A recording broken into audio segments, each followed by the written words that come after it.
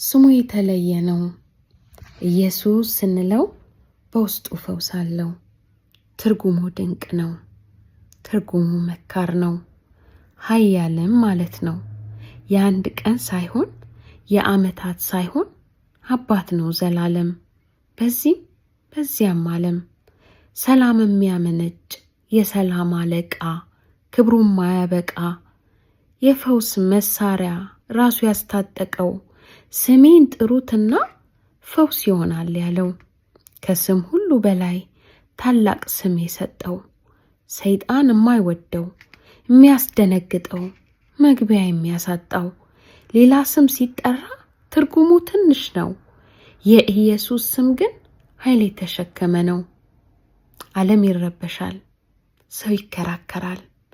ጣዖታት ቢጠሩ፣ አማልክት ቢጠሩ፣ እምነትን ጀመርን፣ እኛን ተከተሉን፣ እኛ እኮ መልካም ነን፣ የተገለጠልን ብለው እንኳን ቢሉን ተፈጣሪ ናቸው፣ ኃይል የሌላቸው፣ ክብር የማያውቃቸው።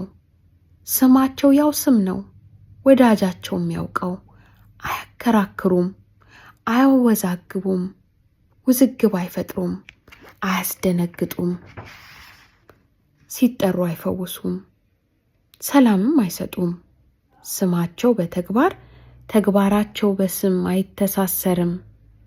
ኃይል ያለው ስም የሱ፣ የሚፈውሰው እሱ፣ እንደሚፈስ ዘይት የሚያረሰርስ አንጀት፣ በምድረ በዳ ላይ ተስፋ በማይታይ በጨላለመበት ሲጠራ በድንገት ታምር የሚሰራ የሚያድን ጠንካራ፣ ንፋስ የሚሰማው ወጀብ የሚታዘዘው፣ ብዙ የተሸከመው ዛሬ የሚፈውሰው የኢየሱስ ስም ነው።